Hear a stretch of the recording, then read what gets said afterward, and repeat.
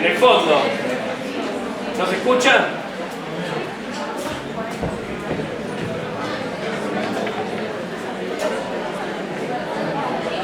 Hola, hola.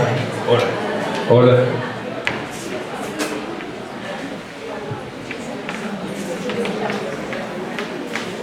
Buen día. Bienvenidas, bienvenidos. Hoy va a ser la primera clase, el primer teórico de Psicología Cognitiva. Mi nombre es Sebastián Urquijo. Yo soy el profesor titular de la asignatura. También me van a ver en Teorías del Aprendizaje, también soy el titular. Vamos a tener dos teóricos, uno en este horario de 11 a 12 y media y otro los martes de 17 a 18:30, que va a estar a cargo de la profesora adjunta, la doctora Lorena Canet Juric. Y estamos grabando en video porque después los teóricos van a estar colgados en el Psicocampus para aquellos que no los puedan ver. También van a poder encontrar en el Psicocampus teóricos de años anteriores sobre el mismo tema, que sirven siempre como repaso. Los venimos haciendo desde la época de la pandemia. Bien, esta materia es una materia de primer cuatrimestre, tercer año, es correlativa de... no, su correlativa es neuropsicología, ¿sí? O sea que para poder promocionarlo, para poder inscribir la promoción de la asignatura, tienen que tener aprobado el final de neuro. Es una asignatura promocional, quiere decir que si ustedes cumplen con todos los requisitos y se sacan un 8 o más en la evaluación parcial o en el recuperatorio, no tienen que dar examen final. En teoría no se vence, o sea, todavía estamos manteniendo las promociones. Tiene diferentes sistemas de evaluación. A diferencia de otras asignaturas, tenemos una sola evaluación parcial o examen globalizador que se realiza al finalizar la cursada. Tiene diferentes sistemas de evaluación. Para cada una de las clases prácticas ustedes van a encontrar en el Psicocampus, ustedes tienen 2 estímulos de trabajos prácticos semanales. Algunos tienen los 2 presenciales y creo que algunas comisiones tienen uno presencial y uno virtual. Y que sí son obligatorias, sí tienen que tener 80% de asistencia a los prácticos para poder aprobar la cursada. Por otro lado, cada vez que tengan un práctico en el Psicocampus está el material, van a poder bajar el material directamente desde ahí, van a tener una guía de lectura orientativa sobre cuáles son los puntos más importantes del material y van a tener que realizar un ejercicio de autoevaluación. Para hacer ese ejercicio de autoevaluación van a tener 2 semanas. Para poder aprobar la cursada tienen que tener el 75% de esos trabajos de autoevaluación aprobados. Esos trabajos de autoevaluación son 10 preguntas de respuesta múltiple, muy sencillas, se corresponden generalmente con las guías, con las preguntas de la guía de lectura, y van a tener 2 intentos para poder hacerlo. Y tienen que responder al menos el 60% bien, o sea, 6 de 10 preguntas, ¿sí? Y tienen 2 oportunidades. Si ustedes no tienen el 75% de estos ejercicios de autoevaluación, no pueden aprobar la cursada. Ténganlo en cuenta porque en otros años no le dieron bola a esto, pensaron que era como un chiste, ¿no? Después no pasa nada y se perdieron la cursada un montón por no haber completado. A nosotros ni siquiera nos importa si se lo copian. De hecho, había hasta grupos de WhatsApp donde pasaban las respuestas correctas. Eso es una cuestión de ustedes. Si ustedes lo quieren hacer así, nosotros no tenemos problema, pero sí lo tienen que tener completo. Y lo tienen que tener completo en las fechas que están establecidas, no los pueden completar al finalizar de la cursada, ¿sí? Después siempre aparecen pidiendo excepciones, digo, no, tengan muchísimo cuidado con esto. Entonces acuérdense, la asistencia son aproximadamente 20 o 21 clases de trabajos prácticos, por lo tanto pueden faltar a 4, ¿sí? Como máximo. Y tienen que tener aprobados de estos el 75%, y creo que son, no sé si son 14, 16, por lo tanto tienen que tener por lo menos 12 aprobados de estos ejercicios de autoevaluación. Por otro lado tenemos otro sistema de evaluación que es el trabajo de campo. El trabajo de campo, el objetivo del trabajo de campo es que a lo largo de la cursada, en grupos, dentro de cada una de las comisiones de trabajos prácticos, ustedes vayan realizando un trabajo que está vinculado a la aplicación de los contenidos teóricos que se van a ver en la asignatura. Entonces, les va a venir bien para núcleos problemáticos, para los que ya lo tienen, por ahí les viene bien para elaborar el TIF. En realidad es como una especie de búsqueda bibliográfica especializada o una descripción del estado del arte de algún tema específico de la psicología cognitiva. El objetivo de esto es que ustedes consulten la literatura actual, consulten las fuentes de documentación que existen o de información actuales, que puede ser inteligencia artificial, puede ser Google, puede ser lo que ustedes quieran, y hagan una búsqueda sobre cuál es el estado actual de un tema hoy en determinado momento. ¿Por qué? Porque psicología cognitiva es una asignatura cuyos contenidos se renuevan día a día, o sea, la investigación sobre los procesos cognitivos cambia constantemente. Una manera de mantenerse actualizados es que ustedes van a tener que elegir uno de esos temas, probablemente direccionado por el profesor o el docente a cargo de la comisión de ustedes sobre un tema particular, y de alguna manera van a tener que ver, bueno, qué es lo último que hay sobre ese tema particular en los últimos 5 años. Con esto les van a enseñar cómo se escribe, cuáles son las normas de la APA, que son las normas de estilo para escribir en psicología, y les van a enseñar a cómo se hace una descripción del estado del arte de un contenido particular. Eso lo van a tener que hacer en grupo, lo van a tener que entregar en formato póster, en las comisiones de trabajo práctico les van a explicar, y por otra parte van a poder encontrar un video de una de las jefas de trabajos prácticos, la doctora Eliana Zamora, explicando cómo funciona.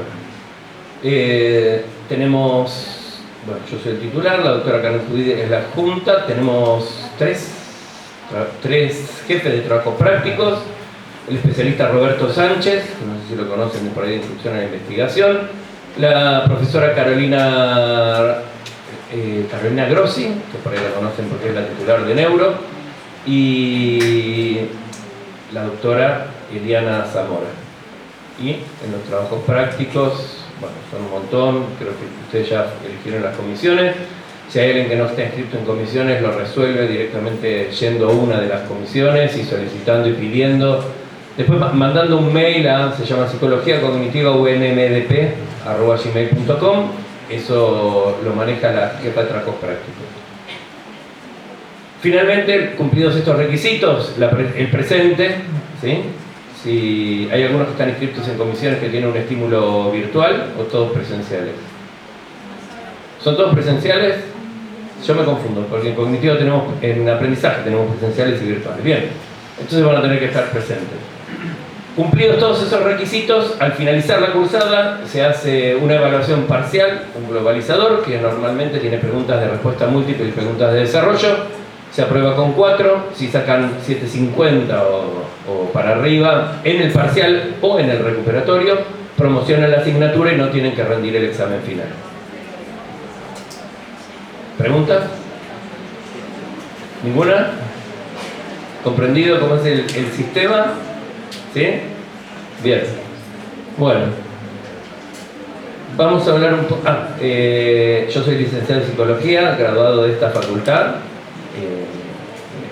Ingresé cuando se reabrió la carrera, en el año 1986. Trabajo acá desde ese año. Fui ayudante alumno, hice toda la carrera hasta llegar a profesor titular. A su vez soy investigador principal del CONICET y dirijo el Instituto de Psicología Básica Aplicada o Tecnología, el IPSIBAT, que funciona en el edificio de Humanidades, pero que bueno, somos todos y todas investigadores de la Facultad de Doble Dependencia. Trabajamos para el CONICET y trabajamos para la Universidad Nacional de Mar del Plata. Y en este momento hago investigaciones, además de dirigir el centro, investigo sobre características psicológicas, bienestar psicológico de personas mayores, que es nuestro proyecto de unidad ejecutora, y trabajamos especialmente en las características psicológicas de estudiantes universitarios. O sea, cuáles son un montón de características que tienen que ver desde estrategias de aprendizaje, estilo de afrontamiento, presencia de psicopatología, regulación emocional, un montón de características que se pueden asociar al desempeño académico o a la deserción estudiantil. Bien, dicho esto, empezamos. Los teóricos no son obligatorios, no tienen obligación de venir.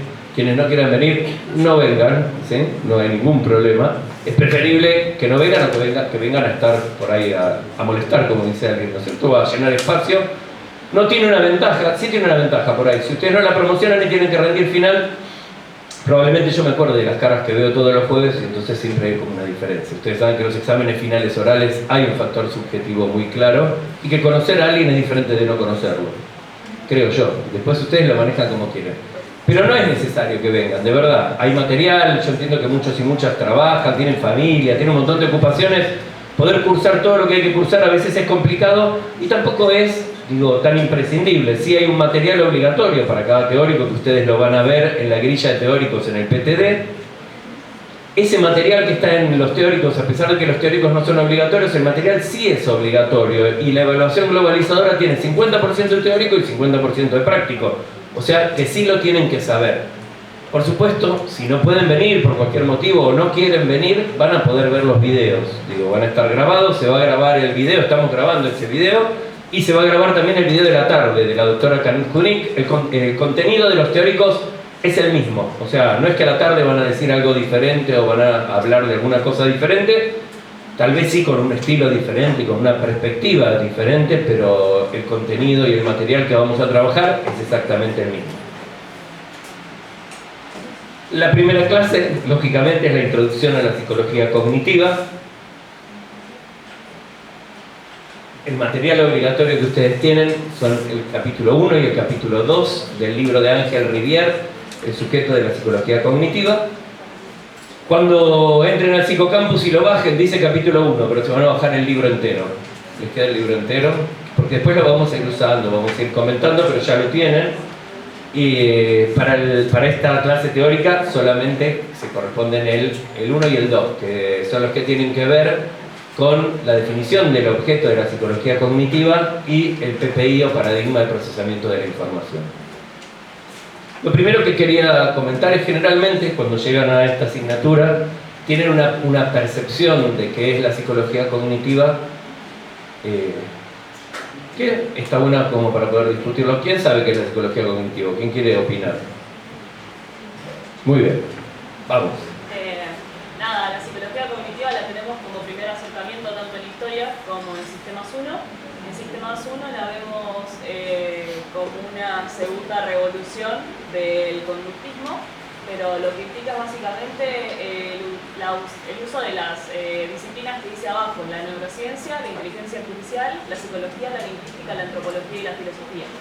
Tiene un desarrollo variado, tiene una historia muy amplia, pero dice que la psicología cognitiva se diferencia de la psicología conductista a partir del año 60 con el texto de Miller, con otros desafíos, pero no son más que eso.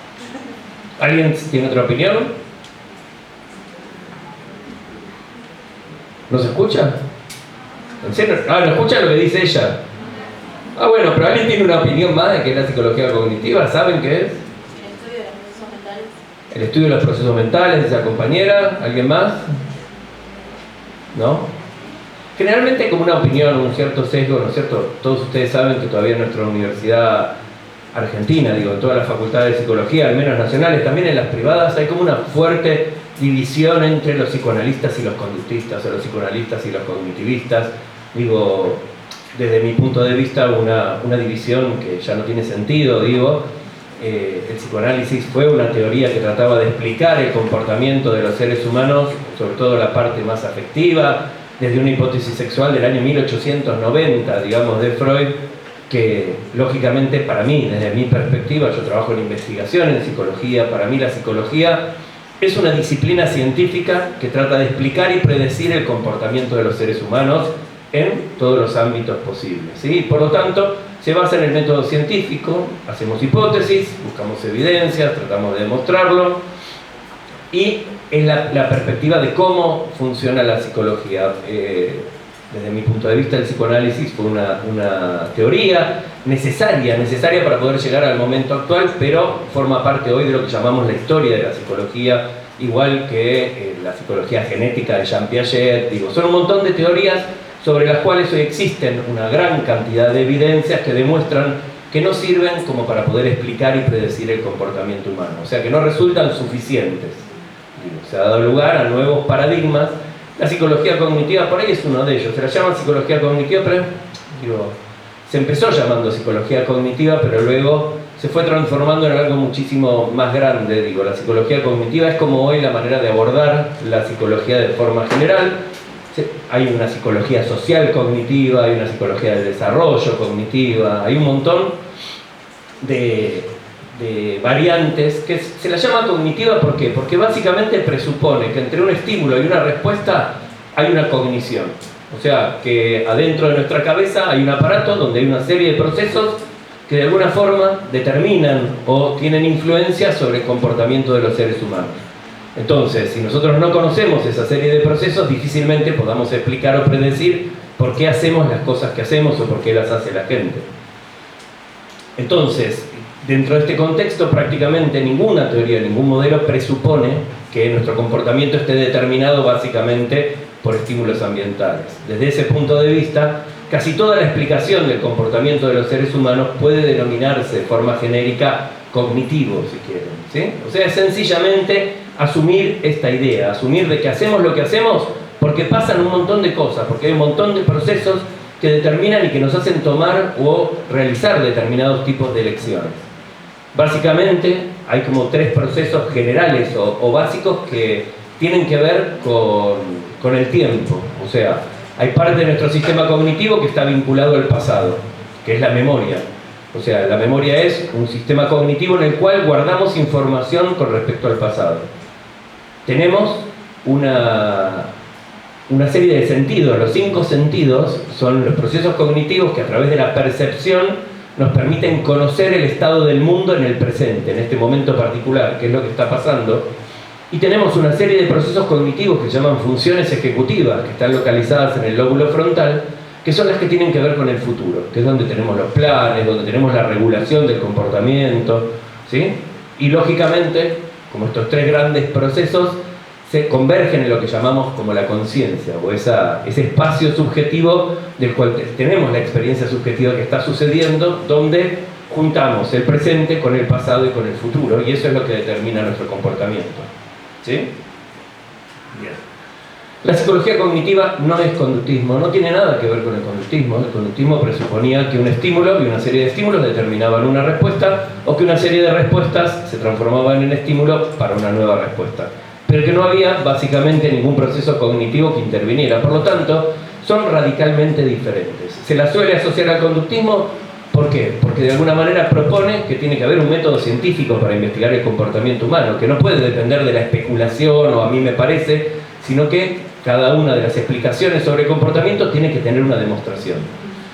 Una demostración basada en el método científico. Digo, ese es el paralelismo que podríamos establecer con el conductismo. Después no tiene nada que ver, epistemológicamente es diferente, presupone la existencia, ¿sí?, de una estructura mental, que eso es algo que también vamos a discutir en la asignatura. O sea, los prácticos van a ver básicamente procesos cognitivos: atención, percepción, memoria, funciones ejecutivas, emociones. Y en los teóricos vamos a abordar, además de algunos otros procesos por ahí más genéricos, como el sesgo, como la inteligencia o como la autorregulación, pero vamos a hablar y vamos a revisitar una serie de teorías que explican el origen de estas estructuras cognitivas que determinan el conocimiento. Hay modelos, como el modelo de procesamiento, o el PPI, el procesamiento de la información, muy básico, ¿no es cierto?, hace muchísimos años, que ahora lo vamos a comentar. Hay modelos de procesamiento distribuido en paralelo, que son los modelos de redes neuronales. Vamos a volver a ver la teoría de Piaget, o sea, cómo Piaget presuponía que nuestras estructuras mentales se construían en interacción con el medio ambiente, ¿sí?, sobre lo cual hoy hay un montón de evidencia que demuestra que no es verdad. O sea, es muy romántica, es muy interesante porque nos vuelve protagonistas de la construcción de nuestro propio sistema cognitivo, pero hay muchísimas evidencias que demuestran que no es cierto. O sea, la teoría de Piaget está claramente refutada. Por otro lado, vamos a ver la teoría de Chomsky, que la teoría de Chomsky aporta, ¿sí?, un montón de elementos sobre la posibilidad de un neorracionalismo. O sea, no sé si oyeron hablar de Chomsky. Él decía que existe una gramática universal, que es la capacidad que tenemos de poder aprender cualquier lenguaje humano, y que en la medida que nos exponemos a estímulos particulares de una lengua, como por ejemplo el argentino, somos capaces de poder hablar el argentino, y se desarrolla una lengua particular. La idea era que todo eso venía genéticamente determinado. Entonces esa idea se traslada al sistema cognitivo y se propone esta posibilidad de que en realidad cuando nacemos ya tengamos el sistema cognitivo genéticamente determinado, no con contenidos, sino con estructuras. Posteriormente vamos a ver la teoría de Fodor. Jerry Fodor propone una teoría que se llama la modularidad de la mente, donde habla de una mente compuesta por sistemas top-down, bottom-up. Ya lo vamos a ir desarrollando. Y finalmente vamos a ver la posición de Carl Milhoff Smith, que es una señora, una investigadora, que de alguna manera trata de juntar ciertas cosas de la teoría piagetiana, que aún siguen vigentes, con ciertas cosas de la teoría de Fodor, ¿sí? Y que resulta una teoría bastante plausible, actual y moderna, sobre la explicación del desarrollo de este sistema cognitivo que tenemos. Lo que se cree hoy es que nuestro comportamiento, ¿sí?, está determinado y que básicamente es como una fenocopia. ¿Qué quiere decir? Que hay una parte biológica que determina nuestro comportamiento, o sea, nuestra herencia, nuestro ADN, trae información sobre el comportamiento, sobre rasgos de personalidad, sobre un montón de psicopatologías. Sin embargo, esa predisposición genética se va a expresar de una manera particular en función de la interacción con el medio. ¿Qué quiere decir? Que dos gemelos homocigotos, puestos en distintos ambientes, van a tener un montón de cosas en común y un montón de cosas diferentes producto de la acción del ambiente. ¿Sí?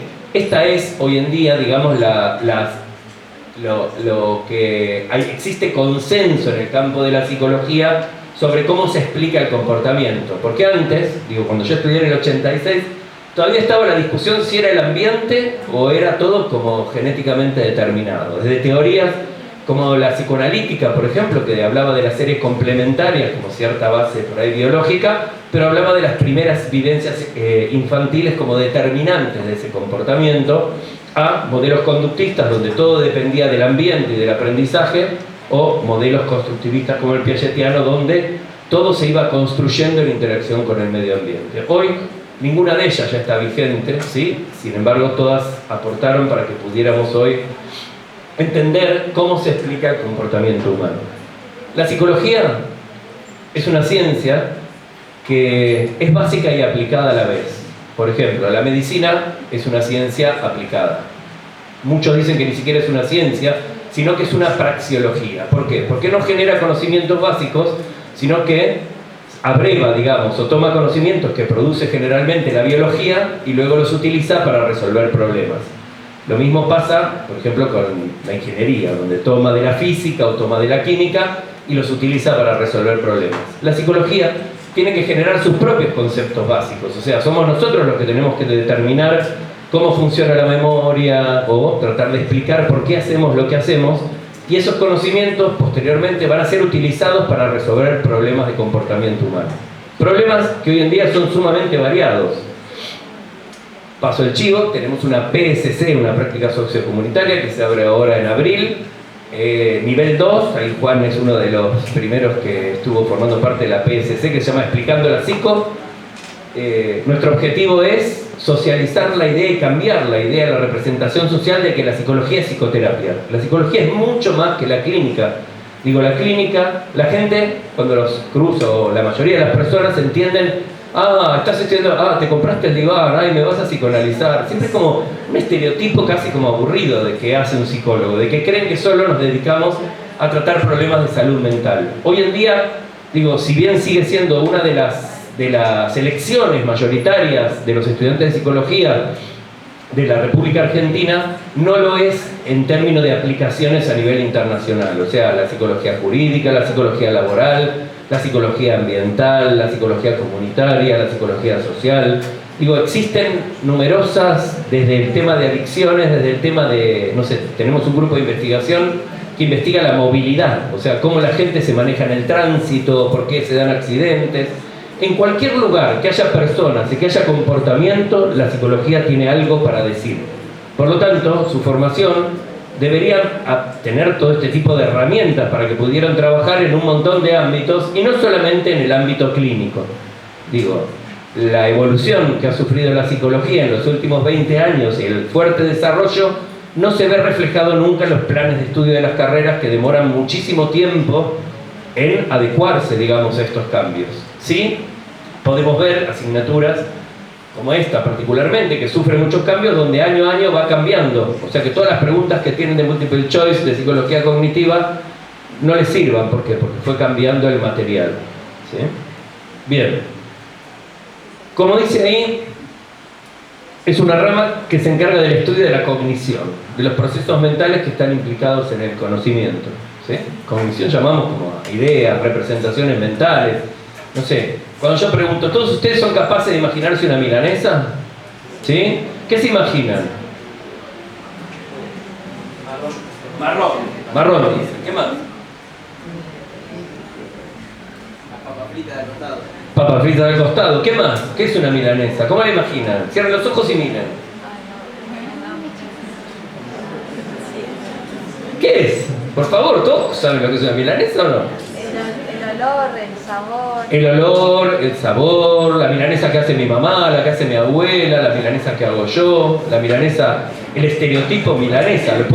Tengo una representación verbal. La milanesa es un pedazo de algo, ahora ya puede ser necesariamente de carne, sino que pueden ser verduras que están pasadas por huevos, por algún tipo de rebozador, frita o al horno. Digo, ¿qué quiere decir? Que hay un montón de representaciones mentales, no solo una. Cuando yo guardo información sobre la milanesa, la guardo en diferentes sistemas. ¿De acuerdo? Hay representaciones que se corresponden con los sentidos. Puedo ver el color marrón, puedo recordar el olor, puedo recordar el sabor de la milanesa, ¿sí? Puedo recordar la textura. La temperatura no, porque uno las puede comer frías o calientes, es una buena... ¿Qué quiere decir? Que guardamos información de muchas maneras que se corresponden con todos esos sentidos y también la guardamos en un formato proposicional que está vinculado al lenguaje. O sea, podemos definirlo a través de las palabras, ¿sí? También podemos dibujarlo, tenemos una imagen como clara de las milanesas. Esas cosas, o sea, la materia prima del conocimiento es la información. Necesitamos que ingrese información a nuestro sistema, esa información es procesada y después se traduce, no siempre ni necesariamente, en comportamientos, ¿sí? Bien, adentro de la cabeza pasan muchas cosas, ¿no? Porque en las mismas situaciones generalmente no tomamos las mismas decisiones.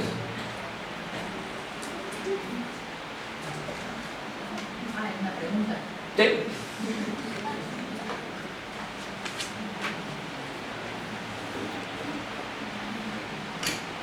¿Ustedes piensan sobre lo que les pasa? ¿Por qué hacen lo que hacen? ¿Por qué toman determinadas decisiones? ¿Por qué eligen ciertas... De acuerdo a las experiencias. La experiencia es algo que nos ayuda, ¿no es cierto? Como para poder tomar. Pero también tenemos la posibilidad de crear nuevas, basados en la experiencia. Podemos desarrollar un nuevo pool de respuestas diferentes, adecuadas a información que tomamos del entorno. Cuando hacemos algo, por ejemplo, yo estoy conversando con ella y converso, y a medida que converso la veo, y veo la cara que pone, y veo los ojos, y veo si se ríe o no se ríe, si pone cara de que entiende o no entiende. Entonces hay un proceso que se llama autorregulación, que me permite usar esa información como un insumo para saber si tengo que seguir hablando de lo mismo, si tengo que cambiar. Digo, cuando yo hablo con mi pareja a veces, si veo que pone cara fea, me callo, ¿sí?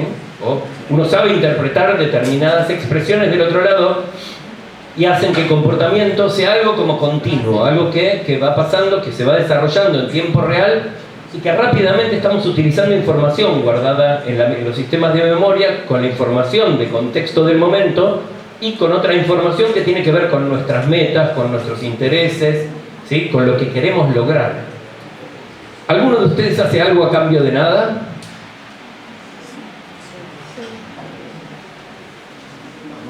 ¿Sí? ¿Alguien me puede dar un ejemplo? ¿Son todos interesados e interesadas? A ver. Yo, por ejemplo, ayudé a una ingresante a encontrar la sala de inversiones. Acá el compañero nos dice que ayudó a una ingresante a encontrar la Aula de inversiones. aula de impresiones. ¿Por qué lo hizo? Porque ¿Por la otra persona o porque le gusta ayudar? me gusta ayudar. Le gusta ayudar, entonces lo hizo por él mismo. Uno diría, es un acto egoísta. Digo, ¿existen actos no egoístas? A veces uno cita como a Gandhi o ciertas como cosas así. ¿Y cómo están seguros de que en realidad no lo hacía porque a él le gustaba ayudar? Que en realidad a la gente le importaba un comino y solo lo hacía porque él obtenía un cierto placer individual en sentirse que era bueno y obtener reconocimiento de la gente. En general, dicen que nos movemos por la la teoría del mínimo esfuerzo, o sea, que no hacemos nada que no tenga que ver con algo que nos pueda servir, con algo adaptativo. O sea, siempre hay lo que llamamos motivos para emitir una acción. ¿Por qué? Porque emitir una acción requiere un gasto de energía y se presupone que el organismo tiende a conservar esa energía. O sea, solemos hacer las cosas solamente cuando necesitamos. Por ejemplo, para aprender. Solo tendemos a aprender aquellas cosas que consideramos que nos sirven. Lo que consideramos que no nos sirve, nos cuesta muchísimo aprenderlo, ¿no es cierto? Entonces, una cuestión básica cuando queremos enseñarle algo a alguien es primero explicarle para qué le va a servir, ¿no es cierto? En este caso particular, ¿para qué le va a servir saber psicología cognitiva? Todos se lo preguntan, muchos cursan psicología cognitiva porque hay que cursarla si uno quiere el título de psicólogo. En general entran a veces hasta con el preconcepto de decir, no, a mí la psicología cognitiva me importa un comino, ¿para qué me va a servir? Yo me voy a dedicar a la clínica psicoanalítica además, o sea que la terapia cognitiva no me interesa, no me gusta, no me sirve. Digo, igualmente, sea lo que sea que querramos hacer, no podemos ignorar el hecho de que hay una serie de procesos que determinan el comportamiento y que cuanto más sepamos sobre el funcionamiento de ellos, más posibilidades vamos a tener de poder ayudar a las personas. ¿Sí? En el caso particular de la psicoterapia, ¿cuál es el objetivo de la psicoterapia?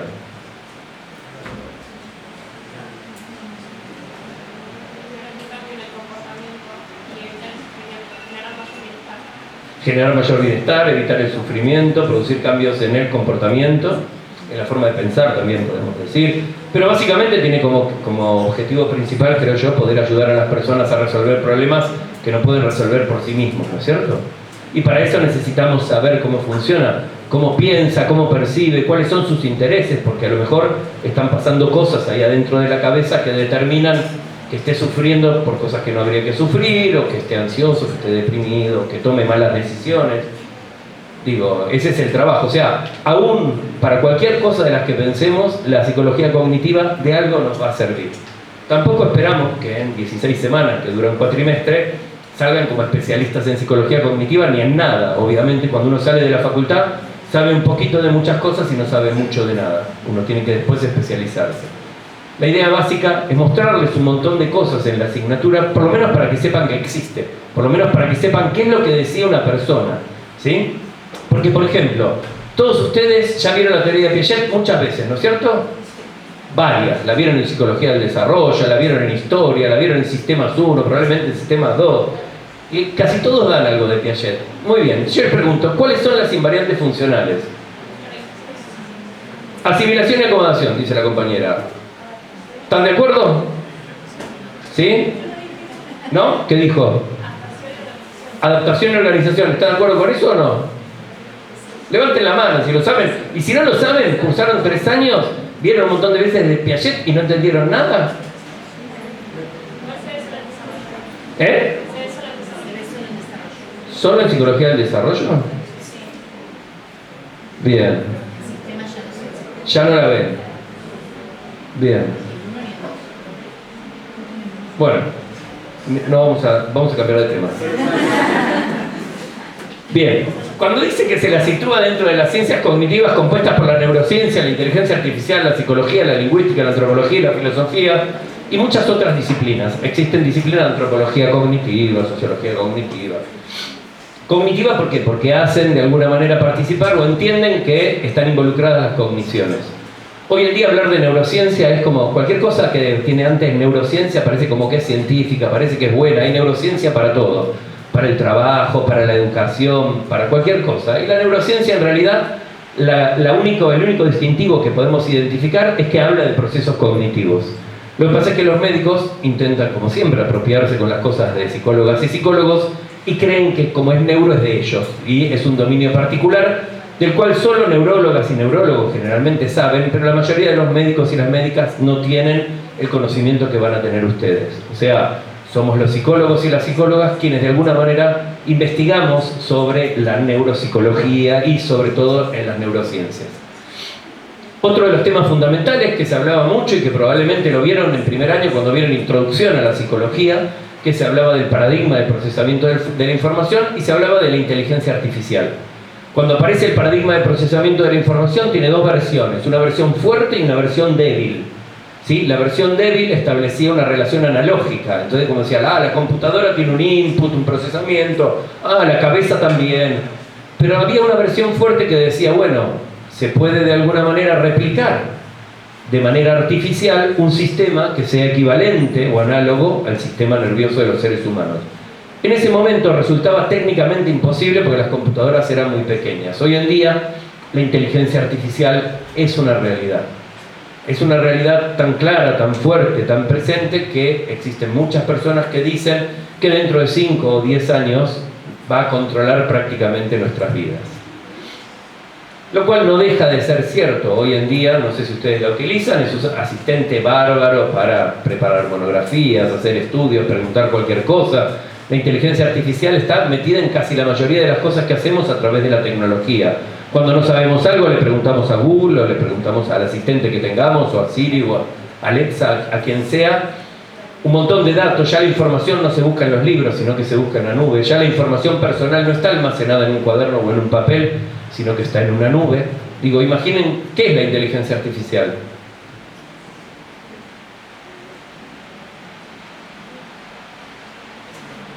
Todos saben lo que es la inteligencia artificial. ¿Por qué les da vergüenza decirlo? ¿Qué es la inteligencia artificial? Sí, así. Una inteligencia creada por computadora. Una inteligencia creada por computadora. ¿Alguien más? ¿Vos sí? ¿Sí? Dale. ¿Qué crees que es? Lo que te salga.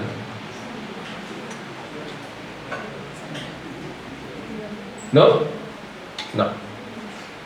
¿Tampoco? ¿Alguien? Un código. ¿Un código? Es la representación, para mí, artificial del pensamiento humano. Es la representación artificial del pensamiento humano. En realidad son programas de computación, son algoritmos, ¿sí? Como matemáticos creados por seres humanos que de alguna forma tienen la capacidad de poder consultar información, muchos, grandes volúmenes de información que aprenden a través de mecanismos de aprendizaje asociativo o por refuerzo.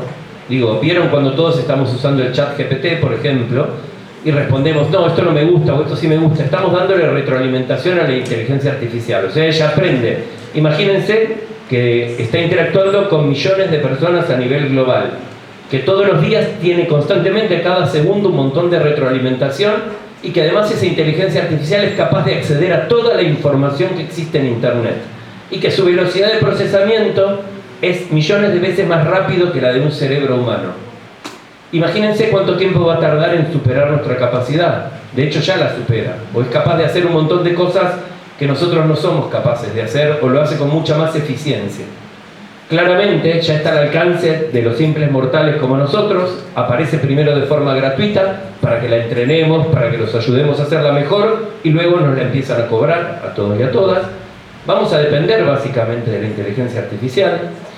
Hay un montón de utopías sobre, por ejemplo, si la inteligencia artificial ya dispone de todo el conocimiento que pudieron generar los seres humanos, y la inteligencia artificial es capaz de desarrollar nuevos conocimientos que los seres humanos no pueden porque tienen limitaciones físicas, ¿qué sentido tiene que existan los seres humanos?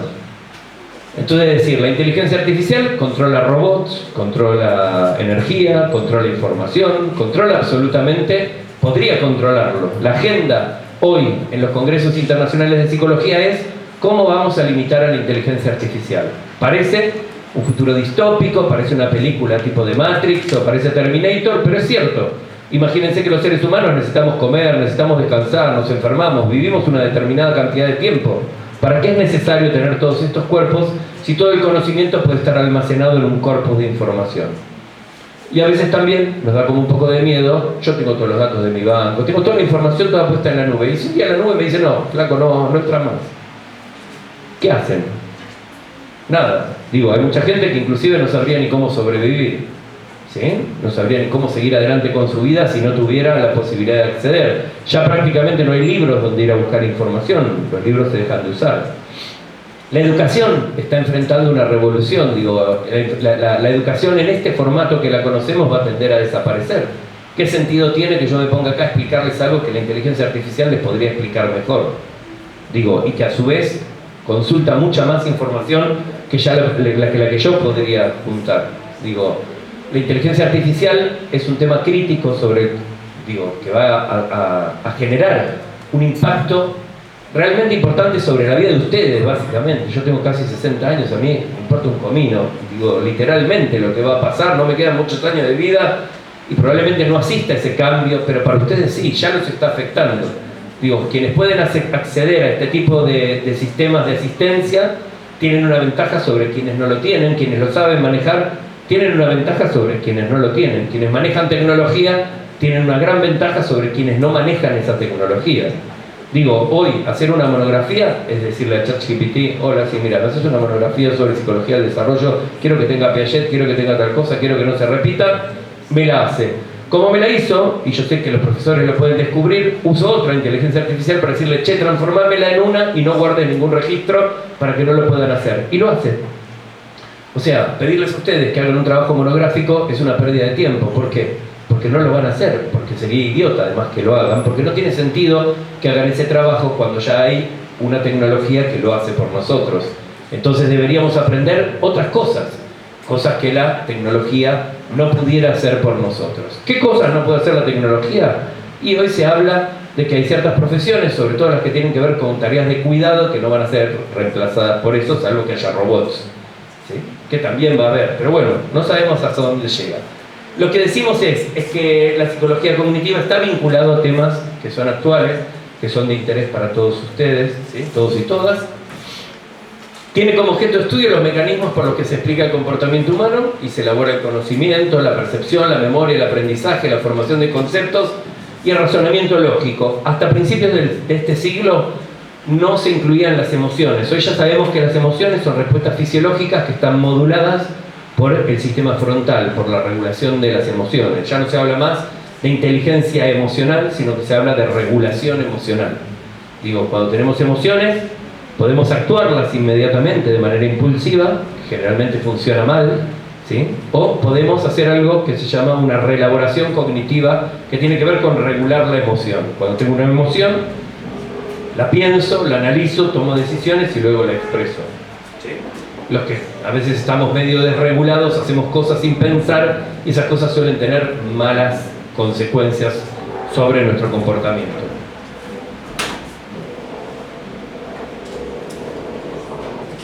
Por cognitivo también entendemos el acto de conocimiento, en almacenar, recuperar, reconocer, comprender, organizar, usar toda la información que viene a través de los sentidos y toda la que tenemos almacenada. Nos interesa cómo las personas entienden el mundo en el que viven y cómo los seres humanos toman esa información sensorial, la transforman, la elaboran, la almacenan y hacen todas esas cosas que pasan adentro de la cabeza. Además, pretendemos explicar y predecir cómo estos procesos mentales producen determinados tipos de comportamientos. ¿Sí? Esta es una definición que utiliza o que pueden encontrar en el texto de Rivière, que es sumamente interesante, que dice que lo más general que podemos decir, ¿sí?, sobre lo cognitivo es que refiere a la explicación de la conducta de entidades mentales, a estados, procesos y disposiciones de naturaleza mental para los que reclama un nivel de discurso propio, que es distinto de aquel que se limita al establecimiento de relaciones entre eventos y conductas externas y el referido a los procesos fisiológicos subyacentes a las funciones mentales. ¿Qué quiere decir todo esto? Es fácil. ¿Alguien se anima a traducirlo? Hay que leerlo como por pequeños párrafos, separarlo, pensar, ¿no?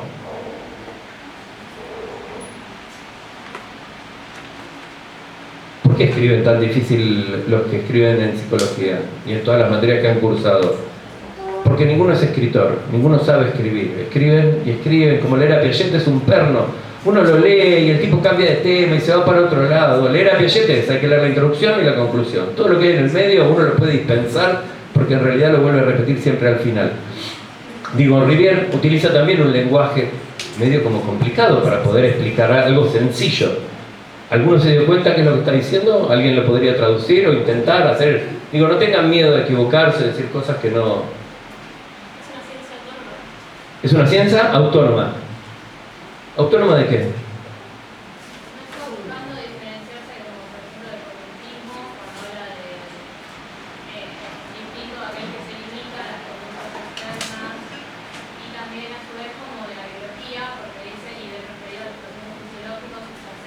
Exacto.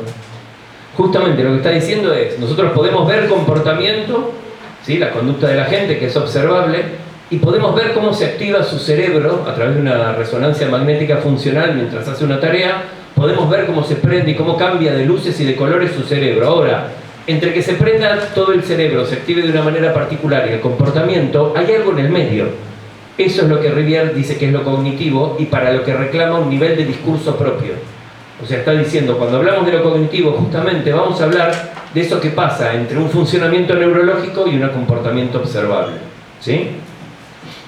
Presupone además que la idea de las funciones del conocimiento no solo están determinadas por funciones de abajo arriba o bottom-up, sino funciones de arriba abajo o top-down. ¿Saben lo que es eso? Que no respondemos nada más simplemente a estímulos, sino que también podemos generar una acción desde arriba, digamos, por eso arriba. No es que simplemente se presenta un estímulo y respondemos, no funcionamos solo así, sino también a la inversa.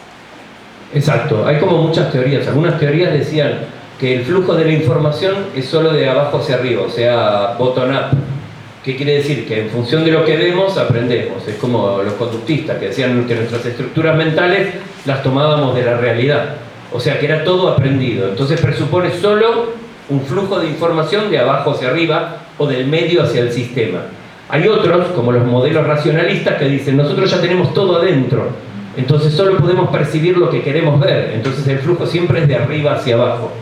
Lo que sabemos hoy es que es mixto, que hay procesos que interactúan constantemente. Cuando yo estoy leyendo, estoy haciendo un flujo de abajo hacia arriba, o sea, lo más general, estoy transformando cada uno de esos símbolos en una letra, ¿no es cierto? Hay un flujo de abajo hacia arriba. Pero mi cerebro, cuando lee un artículo, ve el género y en función de eso ya anticipa que la próxima palabra va a ser un sustantivo, ya va a saber cuál es su género y por lo tanto acelera el proceso de lectura.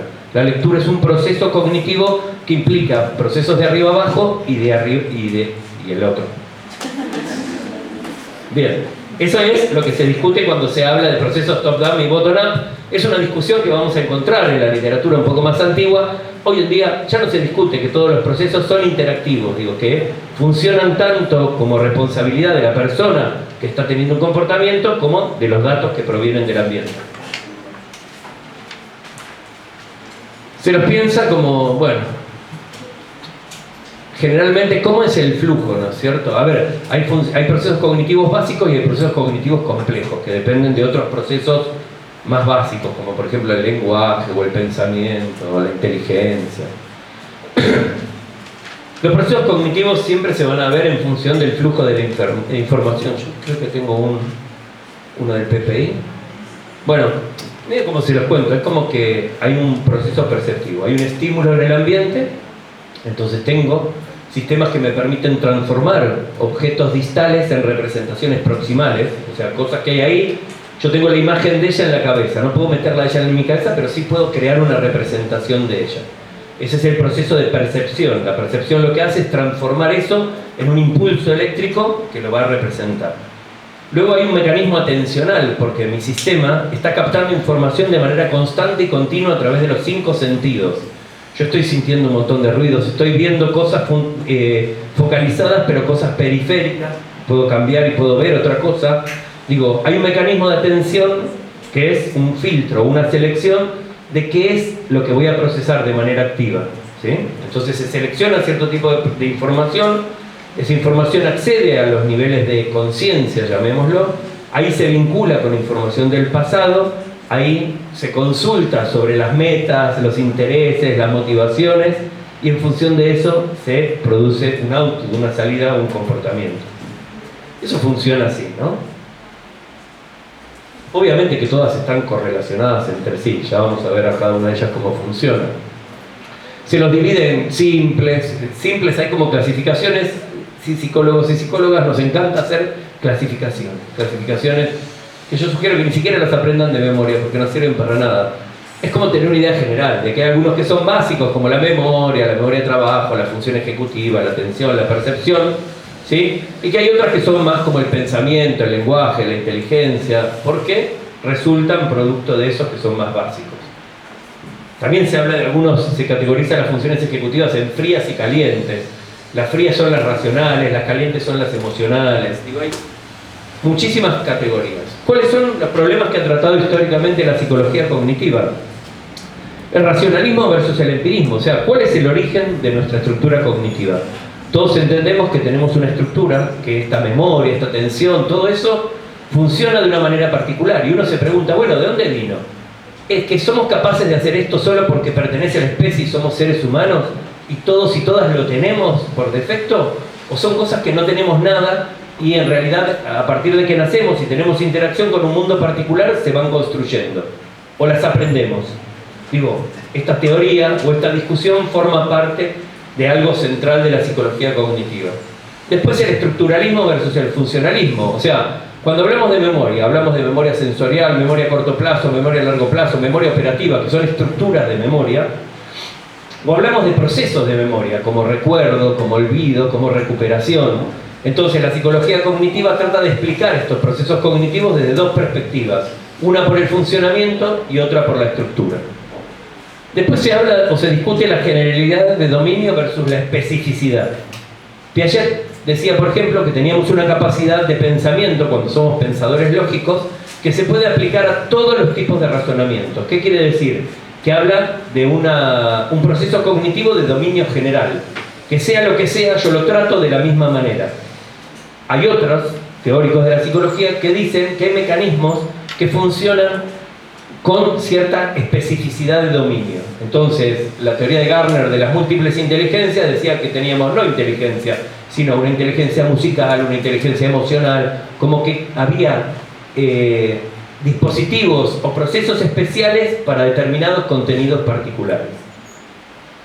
La validez de las inferencias causales versus la validez ecológica. Cuando yo hago un experimento en un laboratorio y someto a alguien a un tipo de interacción y evalúo su resultado, ¿es lo mismo que si yo lo observara en su medio natural? O sea, ¿son tan válidas las observaciones? ¿Yo puedo estudiar el comportamiento humano en un laboratorio y de manera general extrapolarlo al comportamiento normal? Bueno, este es un problema básico de la psicología cognitiva. Recordemos que la psicología cognitiva se basa siempre en evidencias. O sea, siempre se requiere de experimentos controlados, de comparaciones con grupos de control, de búsqueda de asociaciones entre determinadas características. Digo, este es uno de los motivos por los cuales deberían prestarle atención a la materia que se cursa también este cuatrimestre, que se llama Estrategias Cual y Cuantitativas de Investigación. Digo, quien se va a dedicar a la investigación es como la única herramienta que tiene la psicología. ¿Por qué? Porque no podemos mirar adentro de la cabeza de la gente. Los instrumentos son muy caros hoy en día, pero en general hacemos inferencias a partir de determinados comportamientos o tareas. La investigación básica versus la investigación aplicada, que ya justamente la mencioné recién, y tiene muchas áreas: el lenguaje, la resolución de problemas, la toma de decisiones de razonamiento, el desarrollo, la inteligencia.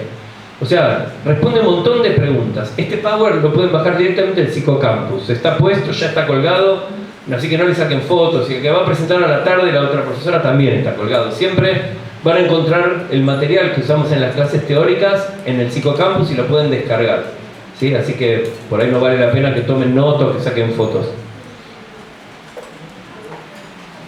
Los métodos. La introspección no es confiable. O sea, yo no puedo pensar lo que me pasa y a partir de eso concluir que me comporto por eso. Digo, hay un montón de sesgos que hacen que eso no sea un método confiable. Predominan los estudios experimentales. Son controlados, se manipulan variables independientes para observar los efectos sobre variables dependientes. Digo, pero imagínense, en la física uno puede mantener constantes un montón de variables y solo cambiar una para ver cuál es el resultado. Imagínense cuando trabajamos con personas, es imposible poder controlar todo eso. O sea, los métodos son mucho más complejos que los que utilizan las ciencias naturales. Es el mismo, pero es mucho más difícil controlarlo y cada vez más nos enfrentamos a mayor cantidad de barreras bioéticas. Digo, cada vez nos cuestionamos, no sé, en un determinado momento todos conocen el experimento en el cual el profesor dividió, bueno, ustedes van a ser presos y ustedes van a ser carceleros, los encerró durante un mes y vio que de golpe los que eran carceleros tenían conductas terriblemente crueles sobre sus amigos y amigas que estaban del otro lado, ¿sí?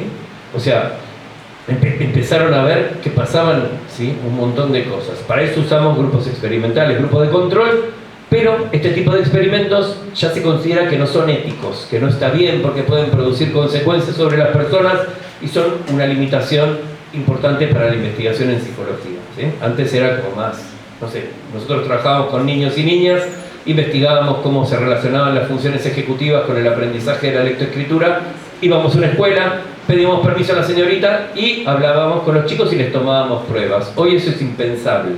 Hay que pasar el proyecto por una cosa de bioética, hay que hablar con los padres, hay que pedir consentimientos informados. Digo, es difícil poder generar evidencias. No llueve, hay truenos. ¿Llueve también? Sí. Bien.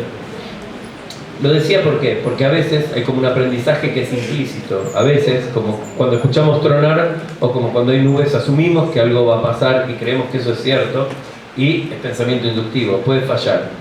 Se utilizan muchos estudios cronométricos y paradigmas de aprendizaje, o sea, se pone a alguien a hacer tareas y se toma el tiempo en milisegundos.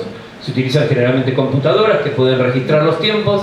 Cuanto más tarda un proceso, asumimos que intervienen más cantidad de constructos teóricos en el o que hay mayores niveles de dificultad.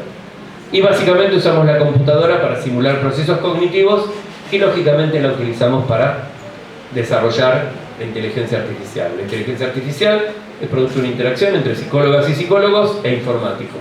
Básicamente tiene que ver con algoritmos y programas de computación. Estudiar el comportamiento de los seres humanos y los procesos nos ha permitido replicarlos de manera artificial en estos sistemas, ¿sí?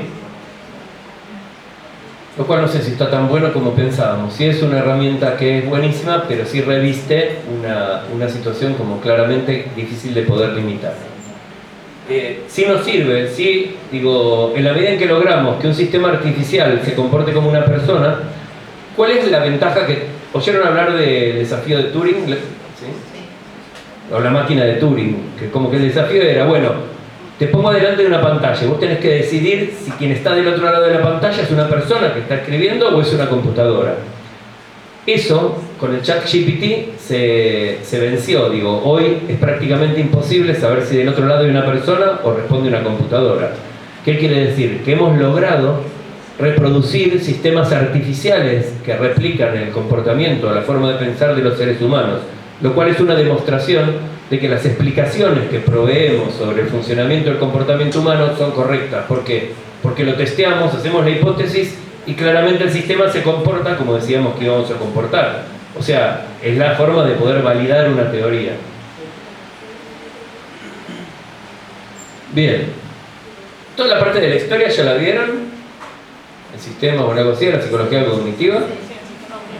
Sí, ya lo vieron. Bien, entonces no lo repetimos. La teoría de la comunicación, Lashley, todas esas cosas, la computación de Wiener, la psicolingüística de Chomsky, los problemas prácticos de Broadbent, ¿sí? Todo eso alrededor de los años 60. El PPI, o el paradigma de procesamiento de la información, fue lo primero que apareció, cuando la gente empezaba a hablar de que el sistema cognitivo, ¿sí?, funcionaba de esta manera. Se empezó a pensar que entraba la información, que esa información era procesada, que se hacían cosas y que había como una especie de respuesta. Fue como el primer paradigma, digamos, que planteaba que el comportamiento estaba determinado por toda esta serie de procesos. Habla sobre la analogía, creo que esto también lo vieron en historia, ¿no es cierto? ¿Sí? ¿Al PPI? ¿No? En la computadora, ¿cuál es el input? ¿O cómo se ingresa información a la computadora? Un teclado, un mouse, una pantalla táctil, la voz, digo.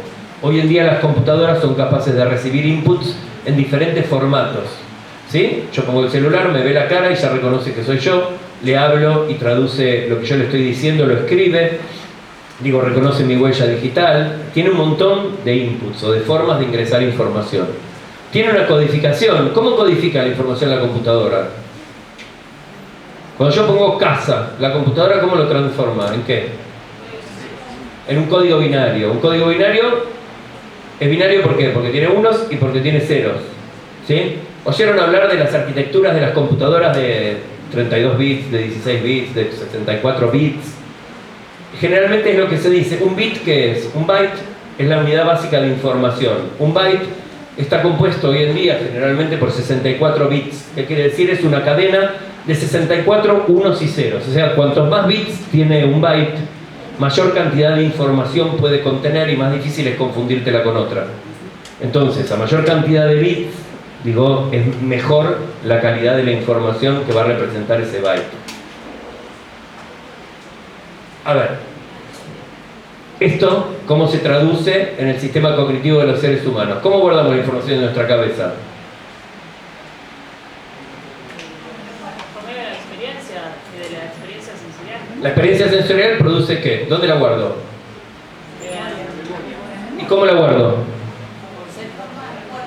¿Y cómo es un recuerdo? ¿Dónde está puesto? ¿Dónde lo encuentro?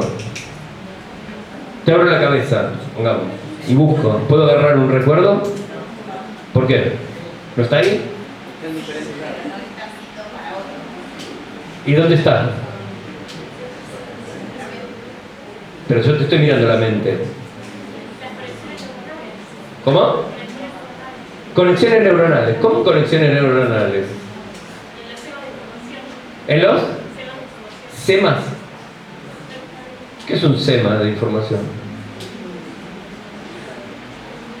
Todos ponen una cara, ¿lo viste vos sola? ¿Eso en algún lado? No, seguro que quiere decir algo, digo yo. Ella se refiere a los neurosomas, pero no me acuerdo. Bien, porque a veces uno imagina y dice, ¿cómo guardo la información en la cabeza? Es como decir, como si fuera una biblioteca donde meto información, pero debería ser acumulativo, o sea, debería ocupar espacio. Me debería crecer la cabeza a medida que voy sabiendo más y en realidad se me reduce.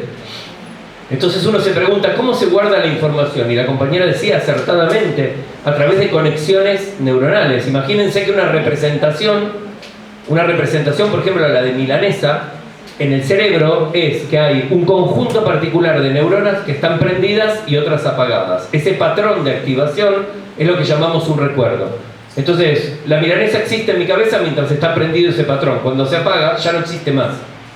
Digo, ¿por qué se vuelve a prender? Y porque se produce una mielinización de esos circuitos, o sea, esos patrones de activación, que es lo que conforman los recuerdos. ¿Sí?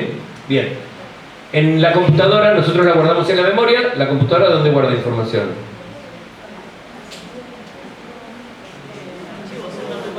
¿Y los archivos dónde se guardan? ¿En dónde está la memoria?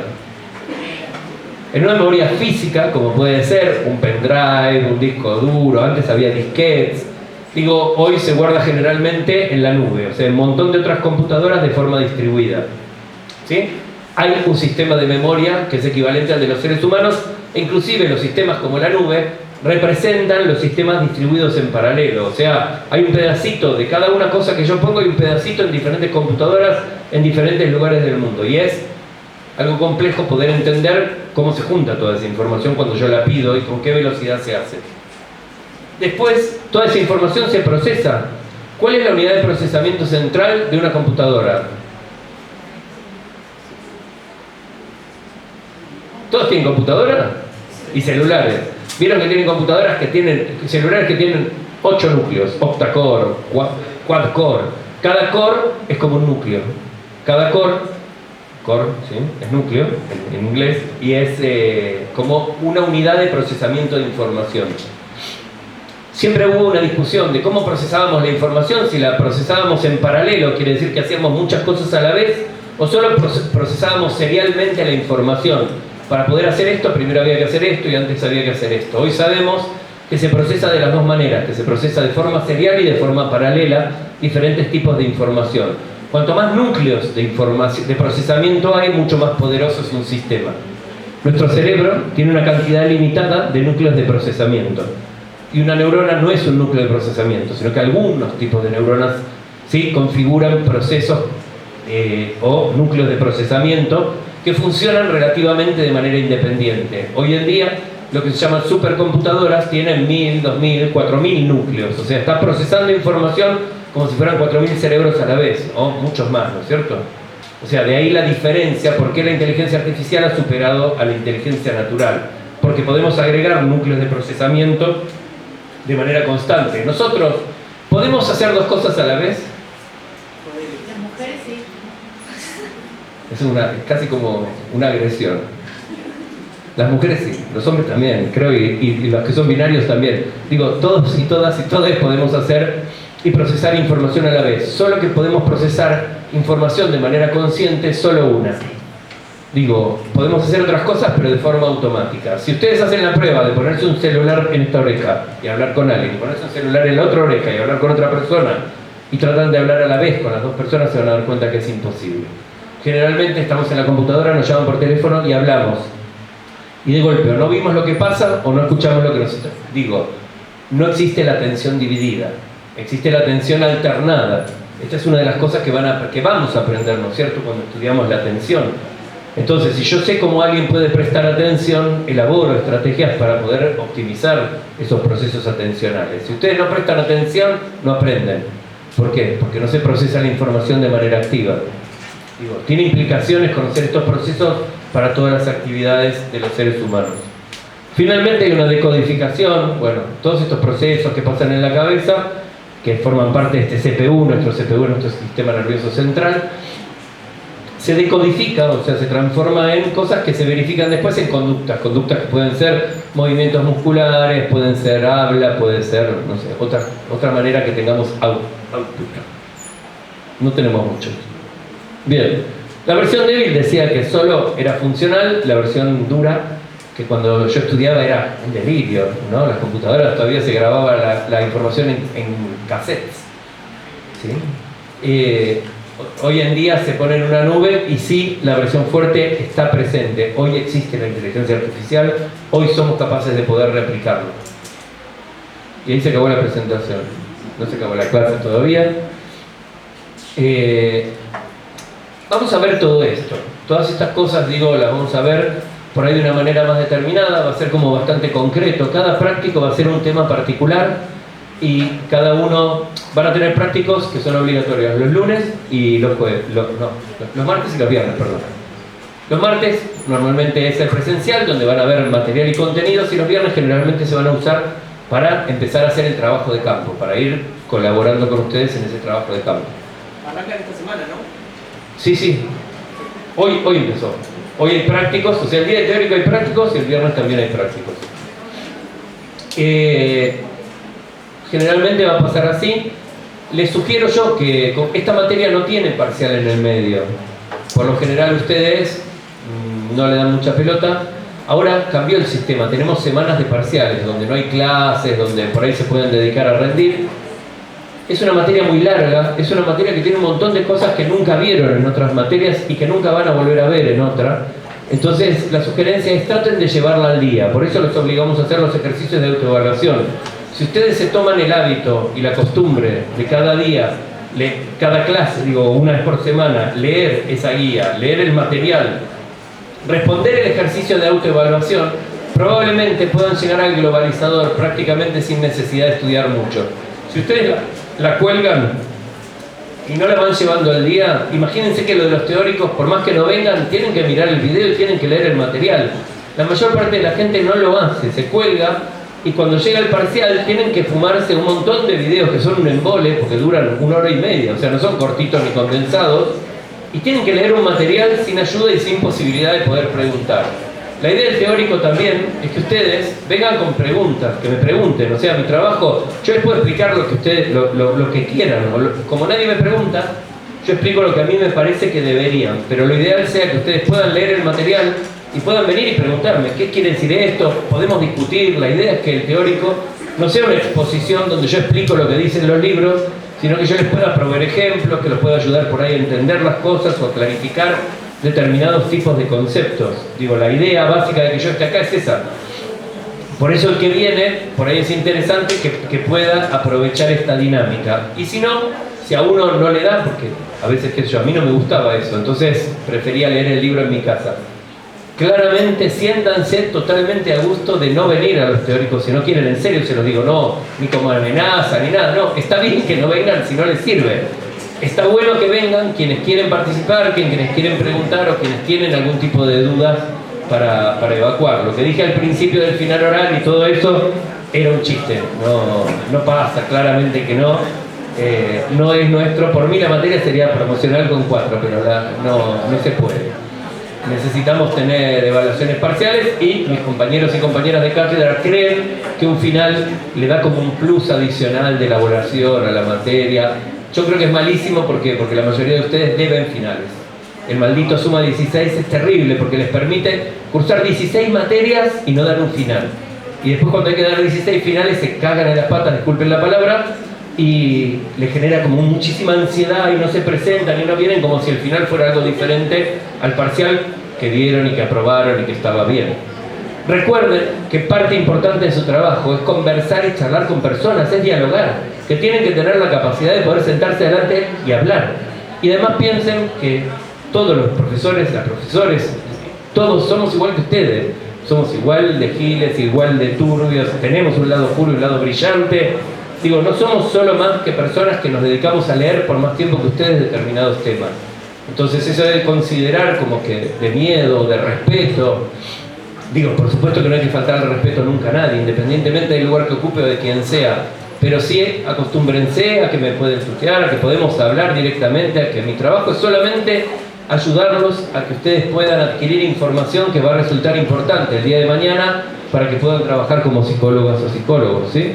Y que depende de ustedes, que nosotros les vamos a exigir un cierto dominio de contenidos mínimos, o sea, basta con que sepan las cosas principales de cada uno de los procesos que vamos a ver como para que puedan aprobar esta asignatura. Para quienes les guste, hay posibilidades, hay muchísimo material y muchísimas cosas que se pueden hacer de más que a mí me gustan, pero y a otras personas pues somos como nerds. No, sí somos nerds, de hecho, no, porque nos dedicamos a la investigación y nos regodeamos cuando nos dan un resultado estadístico positivo, comprobamos una hipótesis.